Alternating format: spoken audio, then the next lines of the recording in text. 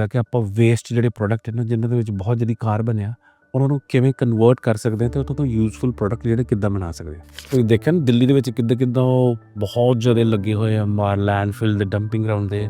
ਜਦੋਂ ਆਪਾਂ ਝੋਨਾ ਜਿਹੜਾ ਰਾਈਸ ਜਿਹੜੀ ਲਾਉਂਦੇ ਆ ਰਾਈਸ ਉਹਦੇ ਤੋਂ ਕਿੰਨਾ ਜ਼ਿਆਦਾ ਨਿਕਲਦਾ ਹੈ ਜਿਹੜਾ ਪਰਾਲੀ ਜਾਂ ਸਟੱਬਲ ਜਿਹੜਾ ਉਹ ਵਾਪਸ ਆਉਂਦਾ। Same is the thing with the wheat as well right. Wheat ਹੁੰਦੀ ਉਹਦੇ 'ਚ ਵੀ ਸਾਰੇ ਫੀਲਡ ਦੇ ਵਿੱਚ ਰਹਿ ਜਾਂਦਾ ਰਾਈਟ। ਲੇਕਿਨ ਆਪਾਂ ਕੀ ਕੀਤਾ ਕਿ ਉਹ ਵੇਸਟ ਜਿਹੜਾ ਵਾ ਉਹਨੂੰ ਅਨਕੰਟਰੋਲਡ ਬਰਨਿੰਗ ਕਰਨ ਦੀ ਬਜਾਏ ਫੀਲਡ ਦੇ ਵਿੱਚ ਉਹਦੀ ਇੱਕ ਕੰਟਰੋਲਡ ਬਰਨਿੰਗ ਕੀਤੀ ਜਾਂਦੀ ਆ। ਸਾਡੇ ਕੋਲ ਜਿਹੜੀ ਇਕਵਿਪਮੈਂਟ ਹੈ ਸਪੈਸ਼ਲ ਜਿਹੜੀ ਉਹਦੇ ਵਿੱਚ ਉਹਨੂੰ ਬਰਨ ਕਰਨਾ ਹੈ ਪਰ ਉਹਨੂੰ ਬਰਨ ਨਹੀਂ ਕਰਨਾ। ਓਕੇ ਸਮਝੇ ਨਾ। ਅਤੇ ਉਹ ਜਿਹੜੀ ਕਾਰਬਨ ਅਸੀਂ ਬਣਾਉਂਦੇ ਹਾਂ ਲੈਬ ਦੇ ਵਿੱਚ ਉਹਨੂੰ ਕਹਿੰਦੇ ਬਾਇਓਚਾਰ। ਅਤੇ ਬਾਇਓਚਾਰ ਜਿਹੜਾ ਉਹ ਬਹੁਤ ਹੀ ਜਗ੍ਹਾ ਯੂਜ਼ਫੁਲ ਆ। ਐਗਰੀਕਲਚਰ ਵੀ ਯੂਜ਼ਫੁਲ ਹੈ। ਤੁਸੀਂ ਐਗਰੀਕਲਚਰ 'ਚ ਵੀ ਉਹਨੂੰ ਯੂਜ਼ ਕਰ ਸਕਦੇ ਜੇ ਐਜ਼ ਅ ਸੋਇਲ ਕੰਡੀਸ਼ਨਰ। ਦੇਖੋ ਆਪਾਂ ਜਿੱਦਾਂ ਆਸਟ੍ਰੇਲੀਆ ਗੌਰਮੈਂਟ ਦੀ ਗੱਲ ਕਰੀਏ ਤਾਂ ਜਿਹੜਾ ਐਗਰੀਕਲਚਰ ਫੀਲਡ ਹੈ ਨਾ ਆਸਟ੍ਰੇਲੀਆ ਦੇ ਵਿੱਚ ਐਗਰੀਕਲਚਰ ਜਿਹੜਾ ਉਹ ਬਹੁਤ ਉੱਤੇ ਇੰਪੋਰਟੈਂਸ ਦਿੱਤੀ ਜਾਂਦੀ ਹੈ। ਆਸਟ੍ਰੇਲੀਆ ਦੀ government, private entities, private companies ਜਿਹੜੀਆਂ ਵਾ ਫੋਰ ਐਗਜ਼ਾਮਪਲ ਜਿੱਦਾਂ grain research and development corporation ਹੈਗੀ ਆਸਟ੍ਰੇਲੀਆ ਦੇ ਵਿੱਚ ਉਹ ਬਹੁਤ ਜ਼ਿਆਦਾ ਫੰਡਿੰਗ ਲਾਉਂਦੀ ਹੈ ਇਸ ਫੀਲਡ ਦੇ ਵਿੱਚ ਤਾਂ ਕਿ ਨਵੀਂ ਤੋਂ ਨਵੀਂ ਇਨੋਵੇਸ਼ਨ ਜਿਹੜੀ ਆ ਉਹ ਐਗਰੀਕਲਚਰ ਦੇ ਵਿੱਚ ਆ ਸਕੇ। ਆਸਟ੍ਰੇਲੀਅਨ ਗੌਰਮੈਂਟ ਜਿਹੜੀ ਆ ਉਹਦੇ ਕੋਲੋਂ ਬਹੁਤ ਜ਼ਿਆਦਾ ਫੰਡਿੰਗ ਮਿਲ ਸਕਦੀ ਹੈ ਜੇ ਤੁਸੀਂ ਅੱਗੇ ਜਾ ਕੇ ਆਪਣਾ ਰਿਸਰਚ ਦਾ ਕੋਈ ਕੈਰੀਅਰ ਬਣਾ ਸਕਦੇ ਜੇ ਅਸੀਂ ਕਿੱਦਾਂ ਹੈ ਤਾਂ ਤੁਸੀਂ ਡੈਮੋਨਸਟ੍ਰੇਟ ਕਰੋ ਕਿ ਤੁਸੀਂ ਬਾਕੀ ਕੋਈ ਬਿਲਕੁਲ ਹੀ ਅਲੱਗ ਚੀਜ਼ ਡਿਸਕਵਰ ਕਰਤੀ ਹੈ ਐਗਰੀਕਲਚਰ ਦੇ ਵਿੱਚ।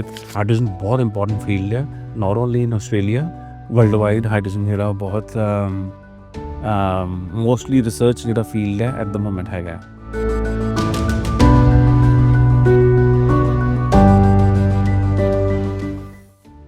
ਦੋਸਤੋ ਮੈਂ ਇਹ ਵੀਡੀਓ ਪੰਜਾਬੀ ਜਿਸ ਕਰਕੇ ਬਣਾ ਰਿਹਾ ਕਿ ਮੈਂ ਹੁਣੇ ਰੀਸੈਂਟਲੀ ਮੈਂ ਆਸਟ੍ਰੇਲੀਆ ਸੀਗਾ ਅਤੇ ਯੂਨੀਵਰਸਿਟੀ ਆਫ ਨਿਊਕਾਸਲ ਦੀ ਜਿਹੜੀ ਗੀਕੈਨ ਲੈਬ ਹੈ GICAN ਫੁੱਲ ਫੋਰਮ ਸ਼ਾਇਦ ਤੁਸੀਂ ਗੂਗਲ ਕਰੋਗੇ ਤੁਹਾਨੂੰ ਪਤਾ ਲੱਗ ਜਾਏਗੀ। ਮਟੀਰੀਅਲ ਸਾਇੰਸ ਐਂਡ ਇੰਜੀਨੀਅਰਿੰਗ ਦੇ ਪ੍ਰੋਗਰਾਮਸ ਦੀ ਇਹ ਲੈਬ ਹੈ ਅਤੇ ਉੱਥੇ ਮੈਂ ਫੈਕਲਟੀ ਨੂੰ ਮਿਲਿਆ ਜਿਹੜੇ ਹੈੱਡ ਹੈ ਉਹਦੇ ਪ੍ਰੋਫੈਸਰ ਵੀਨੂ ਅਜੇ ਵੀਨੂ ਉਹਨਾਂ ਨਾਲ ਮਿਲਿਆ। ਬਹੁਤ ਡਿਟੇਲ ਡਿਸਕਸ਼ਨ ਹੋਈ ਅਤੇ ਲੱਕੀਲੀ ਆਪਣੇ ਪੰਜਾਬ ਦੇ ਵੀ ਪ੍ਰੋਫੈਸਰ ਗੁਰਵਿੰਦਰ ਉੱਥੇ ਕੰਮ ਕਰ ਰਹੇ ਪੜ੍ਹਾ ਰਹੇ ਹੈ ਅਤੇ ਉਹਨਾਂ ਨਾਲ ਮਿਲ ਕੇ ਬਹੁਤ ਵਧੀਆ ਲੱਗਿਆ। ਅਤੇ ਉਹਨਾਂ ਨੇ ਮੈਨੂੰ ਬਹੁਤ ਸਾਰੀਆਂ ਚੀਜ਼ਾਂ ਦੱਸੀਆਂ ਜਿਹੜੀਆਂ ਸ਼ਾਇਦ ਸਾਨੂੰ ਪਤਾ ਹੀ ਨਹੀਂ ਸੀਗੀਆਂ। ਅਤੇ ਕਿਉਂਕਿ ਪੰਜਾਬ ਜਾਂ ਹਰਿਆਣਾ ਕਿਉਂਕਿ ਹਰਿਆਣੇ 'ਚ ਵੀ ਤੁਸੀਂ ਲੋਕ ਪੰਜਾਬੀ ਸਮਝ ਲੈਂਦੇ ਹੋ, ਪੰਜਾਬ 'ਚ ਤਾਂ ਖੈਰ ਹੈ ਹੀ ਪੰਜਾਬੀ। ਬਹੁਤ ਸਾਰੇ ਸਟੂਡੈਂਟਸ ਨੇ ਜਿਹੜੇ ਕਿ ਸਾਇੰਸ ਬੈਕਗਰਾਊਂਡ ਦੇ ਵਿੱਚ ਆਪਣੀ ਗ੍ਰੈਜੂਏਸ਼ਨ ਕਰਦੇ ਨੇ ਅਤੇ ਉਹ ਤੋਂ ਬਾਅਦ ਫਿਰ ਉਹ ਨੋਰਮਲ ਜਿਹੀਆਂ ਡਿਗਰੀਆਂ ਮਾਸਟਰਸ ਲੈਵਲ ਕਰਦੇ ਜਾਂ ਉਸੇ ਤਰ੍ਹਾਂ ਬੇਸਿਕ ਗ੍ਰੈਜੂਏਸ਼ਨ ਦੇ ਬੇਸਿਸ 'ਤੇ ਆਪਣੀ ਨੌਕਰੀ ਲੱਭਦੇ ਹੈ। ਬਟ ਇਹ ਵੀਡੀਓ ਤੁਸੀਂ ਪਲੀਜ਼ ਧਿਆਨ ਨਾਲ ਦੇਖਿਓ ਕਿਉਂਕਿ ਇਹ ਉਹਨਾਂ ਸਾਰਿਆਂ ਸਟੂਡੈਂਟਸ ਲਈ ਹੈ ਜਿਨ੍ਹਾਂ ਨੇ ਬੈਚਲਰ ਲੈਵਲ 'ਤੇ ਸਾਇੰਸ ਨਾਲ ਬੈਚਲਰਸ ਕੀਤੀ ਹੈ ਅਤੇ ਉਹਦੇ 'ਚ ਅਗਰ ਕੈਮਿਸਟਰੀ ਜਾਂ ਬਾਇਓਲੋਜੀ ਪਾਰਟ ਹੈ ਜਾਂ ਕੋਈ ਇੱਦਾਂ ਦੀ ਡਿਗਰੀ ਜਿਹਦੇ 'ਚ ਜਿਵੇਂ ਬੈਚਲਰ ਆਫ ਐਗਰੀਕਲਚਰ ਕੀਤੀ ਹੈ ਉਹ ਸਾਰਿਆਂ ਲਈ ਇਹ ਬਹੁਤ ਦੇਖਣ ਵਾਲੀ ਵੀਡੀਓ ਹੈ ਕਿਉਂਕਿ ਇਹ ਜਿਹੜਾ master of material science and engineering ਦਾ ਪ੍ਰੋਗਰਾਮ ਹੈ ਇਹ ਉਸ ਲੈਵਲ ਦਾ ਪ੍ਰੋਗਰਾਮ ਹੈ। ਇੱਕ ਤਾਂ ਉਹ ਕਹਿ ਰਹੇ ਕਿ ਅੱਜ ਤੱਕ ਜਿੰਨੇ ਵੀ ਬੱਚੇ ਸਾਡੇ ਕੋਲ ਗ੍ਰੈਜੂਏਟ ਹੋ ਕੇ ਗਏ ਯਾਨੀ ਕਿ ਜਿਹਨਾਂ ਨੇ ਡਿਗਰੀ ਕੀਤੀ ਹੈ 100% ਬੱਚਿਆਂ ਦੀ ਪਲੇਸਮੈਂਟ ਹੋਈ ਹੈ।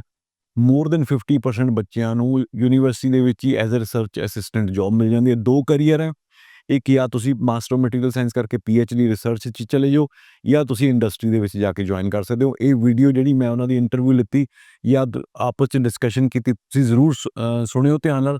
ਪ੍ਰੋਫੈਸਰ ਗੁਰਵਿੰਦਰ ਅੰਮ੍ਰਿਤਸਰ ਦੇ ਰਹਿਣ ਵਾਲੇ ਹੈ ਅਤੇ ਪਿਛਲੇ ਤਕਰੀਬਨ 12-15 ਸਾਲਾਂ ਤੋਂ ਇਹ ਆਸਟ੍ਰੇਲੀਆ ਦੇ ਵਿੱਚ ਨੇ। ਇੱਥੋਂ ਇਹ PhD ਕਰਨੀ ਗਏ ਸੀ। PhD ਕਰਕੇ now he is professor very renowned professor in university of Newcastle. ਮੈਂ ਉਹਨਾਂ ਨੂੰ ਰਿਕੁਐਸਟ ਕੀਤੀ ਕਿ ਭਾਜੀ ਤੁਸੀਂ ਪੰਜਾਬੀ ਹੋ, ਤੁਸੀਂ ਪੰਜਾਬੀ 'ਚ ਵੀਡੀਓ ਬਣਾਓ ਸੋ ਦੈਟ ਇੱਕ ਪਰਟੀਕੂਲਰ ਸੈਗਮੈਂਟ ਜਿਹੜਾ ਹੈਗਾ ਉਹਨਾਂ ਨੂੰ ਆਪਾਂ ਐਡਰੈਸ ਕਰੀਏ।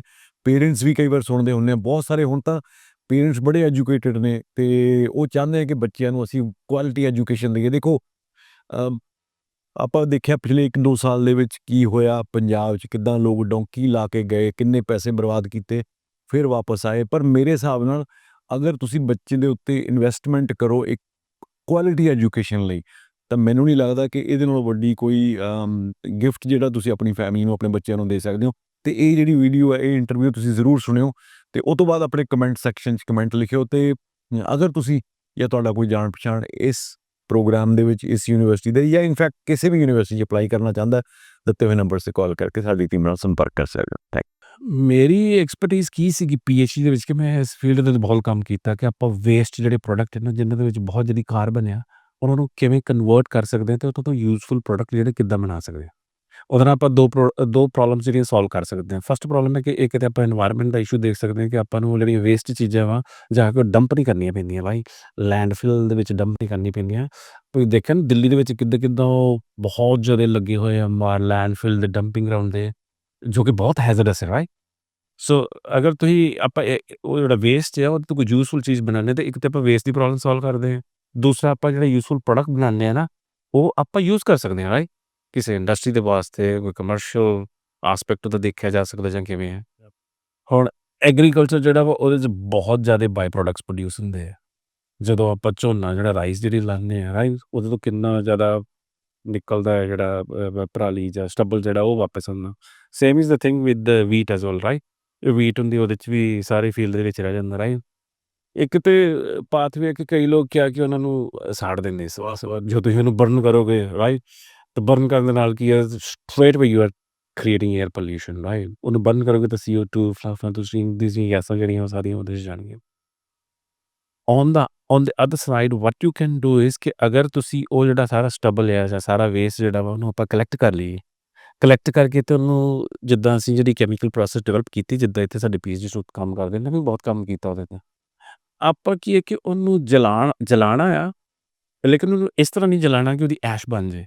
ਨਾਰਮਲੀ ਜਦੋਂ ਆਪਾਂ ਉਹਨੂੰ ਫੀਲਡ ਦੇ ਵਿੱਚ ਜਲਾਉਂਦੇ ਹਾਂ ਤੇ ਉਹਦੇ ਨਾਲ ਐਸ਼ ਬਣ ਜਾਂਦੀ ਹੈ, ਰਾਈਟ, ਤੇ ਪਿੱਛੇ ਕੁਛ ਨਹੀਂ ਰਹਿੰਦਾ, ਬਸ ਥੋੜ੍ਹੀ ਬਹੁਤ ਸਵਾਹ ਰਹਿੰਦੀ ਹੈ ਤੇ ਬਾਕੀ ਜ਼ਿਆਦਾਤਰ ਆਪਾਂ ਕੀ ਕਰਦੇ ਹਾਂ ਪੋਲਿਊਸ਼ਨ ਕ੍ਰੀਏਟ ਕਰ ਦਿੰਦੇ ਹਾਂ ਗੈਸ ਜਿਹੜੀਆਂ ਗੈਸਿਸ ਐਟਮੋਸਫੀਅਰ ਦੇ। ਦੂਜਾ ਤਰੀਕਾ ਕੀਤਾ ਜਾ ਸਕਦਾ ਕਿ ਸਾਡੇ ਕੋਲ ਇੱਕ ਮਟੀਰੀਅਲ ਜਿਹਨੂੰ ਆਪਾਂ ਬੋਲਦੇ ਆ ਬਾਇਓਚਾਰ ਮਟੀਰੀਅਲ ਹੈ, ਤੇ ਉਸ ਤੋਂ ਵੀ ਇਲਾਵਾ ਇੱਕ ਮਟੀਰੀਅਲ ਹੈ ਪੋਰਸ ਕਾਰਬਨ। ਤੇ ਹੈ ਕਾਰਬਨ ਹੀ ਆ, ਲੇਕਿਨ ਆਪਾਂ ਕੀ ਕੀਤਾ ਕਿ ਉਹ ਵੇਸਟ ਜਿਹੜਾ ਵਾ ਉਹਨੂੰ ਅਨਕੰਟਰੋਲਡ ਬਰਨਿੰਗ ਕਰਨ ਦੀ ਬਜਾਏ ਫੀਲਡ ਦੇ ਵਿੱਚ ਉਹਦੀ ਇੱਕ ਕੰਟਰੋਲਡ ਬਰਨਿੰਗ ਕੀਤੀ ਜਾਂਦੀ ਆ। ਸਾਡੇ ਕੋਲ ਜਿਹੜੀ ਇਕੁਇਪਮੈਂਟ ਹੈ ਸਪੈਸ਼ਲ ਜਿਹੜੀ ਉਹਦੇ ਵਿੱਚ, ਤੇ ਉਹ ਇਕੁਇਪਮੈਂਟ ਦੇ ਵਿੱਚ ਆਪਾਂ ਕੀ ਕਰ ਸਕਦੇ ਹਾਂ ਕਿ ਰਾਦਰ ਦੈਨ ਮਿਮਿਕਿੰਗ ਲਾਈਕ ਬਰਨਿੰਗ, ਕਿ ਆਕਸੀਜਨ ਪਾ ਕੇ ਤੇ ਫਿਰ ਬਰਨ ਕੀਤਾ ਜਾਵੇ ਜਿਹਦੇ ਨਾਲ ਗੈਸਿਸ ਪ੍ਰੋਡਿਊਸ ਹੋਣੀਆਂ ਤੇ ਆਪਣੇ ਕੋਲ ਪਿੱਛੇ ਕੁਛ ਨਹੀਂ ਬਚਦਾ, ਐਸ਼ ਨਹੀਂ ਬਚਦੀ।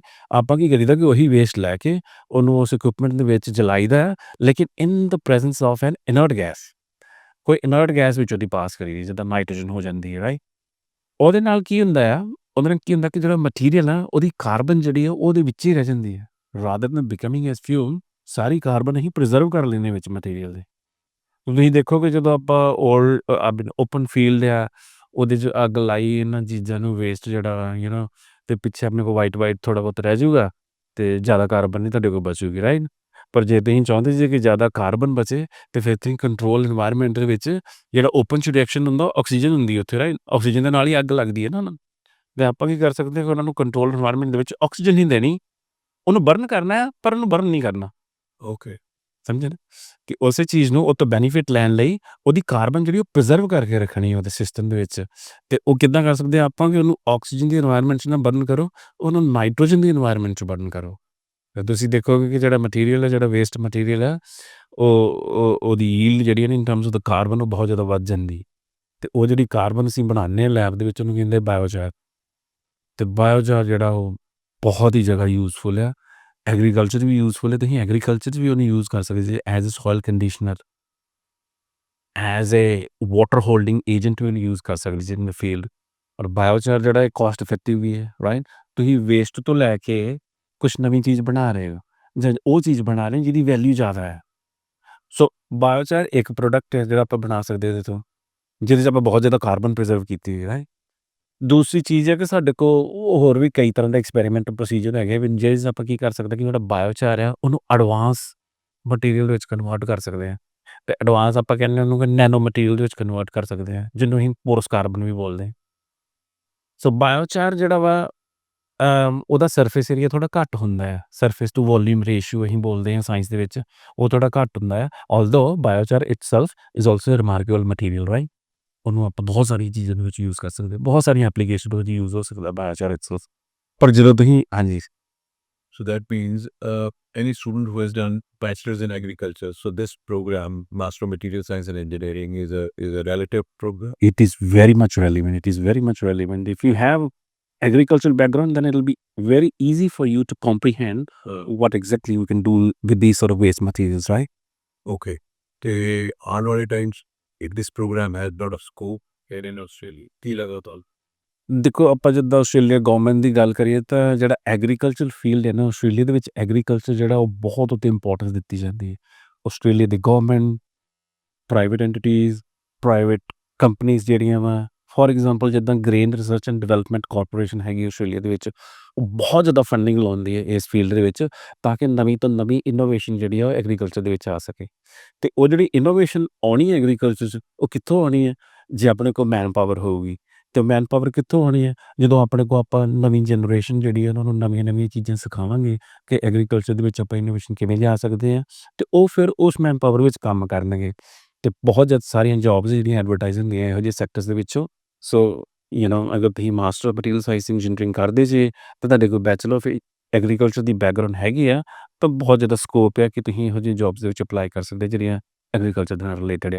ਆਸਟ੍ਰੇਲੀਅਨ ਗਵਰਨਮੈਂਟ ਜਿਹੜੀ ਆ ਉਹਦੇ ਕੋਲੋਂ ਬਹੁਤ ਜ਼ਿਆਦਾ ਫੰਡਿੰਗ ਮਿਲ ਸਕਦੀ ਹੈ ਜੇ ਤੁਸੀਂ ਅੱਗੇ ਜਾ ਕੇ ਆਪਣਾ ਰਿਸਰਚ ਦਾ ਕੋਈ ਕੈਰੀਅਰ ਬਣਾ ਸਕਦੇ ਜੇ ਅਸੀਂ ਕਿੱਦਾਂ ਹੈ ਤਾਂ ਤੁਸੀਂ ਡੈਮੋਨਸਟ੍ਰੇਟ ਕਰੋ ਕਿ ਤੁਸੀਂ ਵਾਕਈ ਕੋਈ ਬਿਲਕੁਲ ਹੀ ਅਲੱਗ ਚੀਜ਼ ਡਿਸਕਵਰ ਕਰਤੀ ਐਗਰੀਕਲਚਰ ਦੇ ਵਿੱਚ ਤੇ ਤੁਹਾਨੂੰ ਫੰਡਿੰਗ ਦੇ ਜਾਂ ਜੋਬ ਦੇ ਚਾਂਸਿਸ ਬਹੁਤ ਜ਼ਿਆਦਾ ਵਧੀਆ ਜੀ।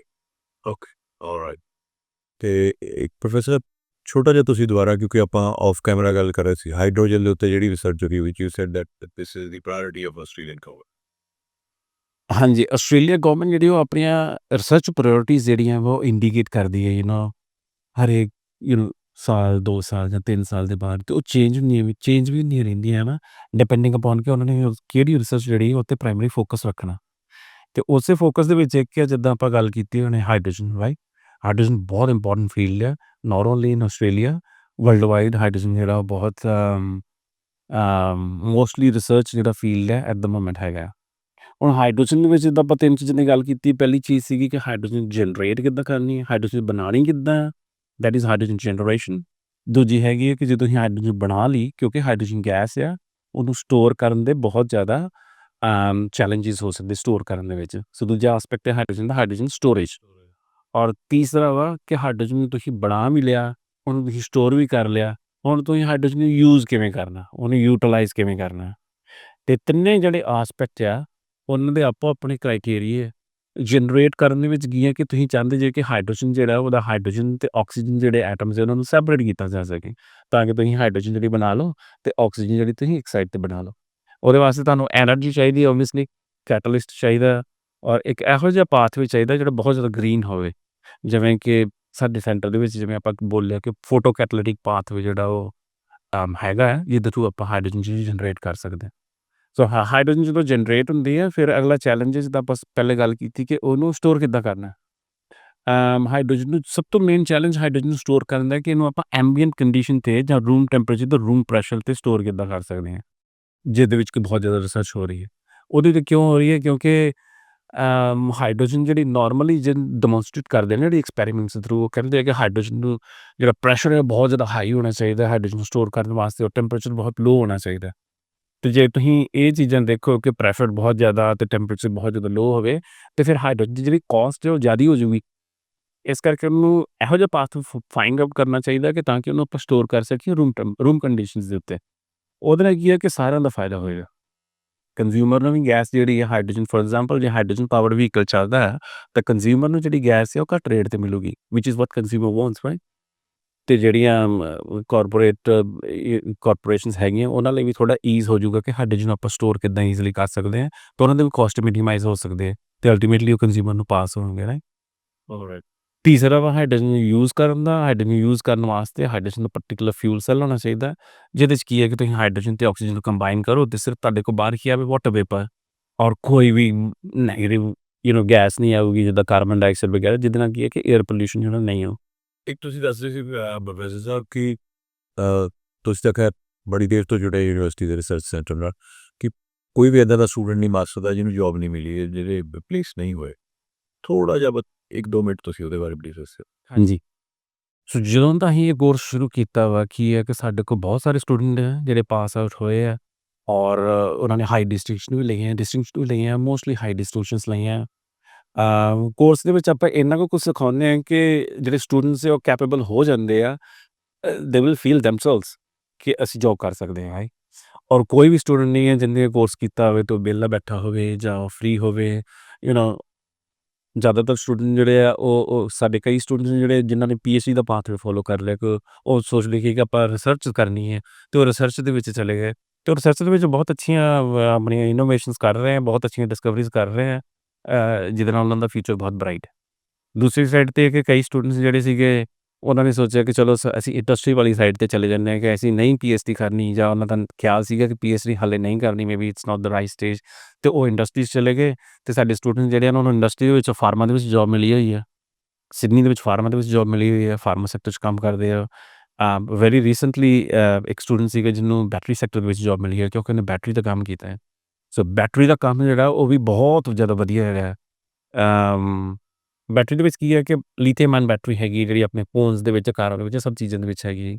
ਲੇਕਿਨ ਕਿਉਂਕਿ ਲੀਥੀਅਮ ਜਿਹੜਾ ਉਹ ਡਿਪਲੀਟ ਹੁੰਦਾ ਜਾ ਰਿਹਾ, ਇਸ ਕਰਕੇ ਕੀ ਆ ਕਿ ਸਾਡਾ ਫੋਕਸ, ਸਾਡੀ ਰਿਸਰਚ ਟੀਮ ਦਾ ਫੋਕਸ ਇਹ ਵੀ ਹੈਗਾ ਕਿ ਕਿਸ ਤਰ੍ਹਾਂ ਆਪਾਂ ਸੋਡੀਅਮ ਜਾਂ ਪੋਟਾਸੀਅਮ ਜਾਂ ਐਲੂਮੀਨੀਅਮ ਜਾਂ ਇਹੋ ਜਿਹੀਆਂ ਬੈਟਰੀ ਜਿਹੜੀਆਂ ਉਹਨਾਂ 'ਤੇ ਕੰਮ ਕੀਤਾ ਜਾਵੇ। ਬੈਟਰੀ ਫੀਲਡ ਦੇ ਵਿੱਚ ਵੀ ਬਹੁਤ ਜ਼ਿਆਦਾ ਜੋਬ ਸਕੋਪ ਹੈਗਾ ਆਸਟ੍ਰੇਲੀਆ ਦੇ ਵਿੱਚ। It is vast. So scope ਜਿਹੜਾ ਨਾ ਬੈਟਰੀ ਦਾ ਬਹੁਤ ਜ਼ਿਆਦਾ ਹੈਗਾ। ਵੈਸੇ ਉਹ ਜਿਹੜਾ ਸਾਡਾ ਰੀਸੈਂਟ ਸਟੂਡੈਂਟ ਹੈ ਉਹਨੇ ਬੈਟਰੀ ਦੀ ਸਾਡੇ ਕੋਲ ਟ੍ਰੇਨਿੰਗ ਲਈ ਸੀਗੀ। ਆਪਣਾ ਪ੍ਰੋਜੈਕਟ ਜਿਹੜਾ ਕੀਤਾ ਹੈ ਮਾਸਟਰਸ ਦਾ, ਉਹ ਵੀ ਉਹਨੇ ਬੈਟਰੀਜ਼ ਦੇ ਉੱਪਰ ਹੀ ਕੀਤਾ ਹੈ। ਤੇ ਉਹ ਕੰਪਲੀਟਲੀ ਮਤਲਬ he was a complete person after taking that battery training, ਤੇ ਉਹ ਈਜ਼ਲੀ ਸੈਟਲ ਹੋ ਗਿਆ ਬੈਟਰੀ ਜੋਬ ਦੇ ਵਿੱਚ। ਸੋ ਕਹਿਣ ਦਾ ਮਤਲਬ ਇਹ ਹੈ ਕਿ ਕੋਈ ਵੀ ਜਿਹੜਾ ਬੱਚਾ ਆਉਂਦਾ ਹੈ ਇੱਥੇ, ਕੋਈ ਵੀ ਸਟੂਡੈਂਟ ਸਾਡੇ ਕੋਲ ਮਾਸਟਰ ਦਾ ਕੋਰਸ ਕਰਦਾ ਹੈ, they will definitely get a job. All right. Thank you so much, Professor. Thank you for taking your time. And why I'm making this video in Punjabi and why I asked you, requested you to take it in Punjabi, because ਤੁਸੀਂ ਜਾਣਦੇ ਹੋ ਕਿ ਪੰਜਾਬ 'ਚ talent ਸਮਝ ਨਹੀਂ ਹੈ, right? Student ਬਹੁਤ ਹੈ, ਬਟ ਉਹੀ ਗੱਲ ਹੈ ਕਿ ਰਸਤਾ ਦੱਸਣਾ ਐਜ਼ ਅ ਕੰਸਲਟੈਂਟ ਮੈਂ ਸੋਚਦਾ ਮੇਰੀ ਰਿਸਪੌਂਸਿਬਿਲਿਟੀ ਹੈ। It's not about just sending students abroad. It is just, making them, land in a course which gives them a very good career, later on, because that is also the aim of Jupiter Consultants. And thank you so much. That is why मैं ਇੱਥੇ ਆ ਕੇ मैं university campus जाके facilities देखी, therefore they meet great people like you and working in the university. Thank you so much, Professor. Thank you, sir. Thank you.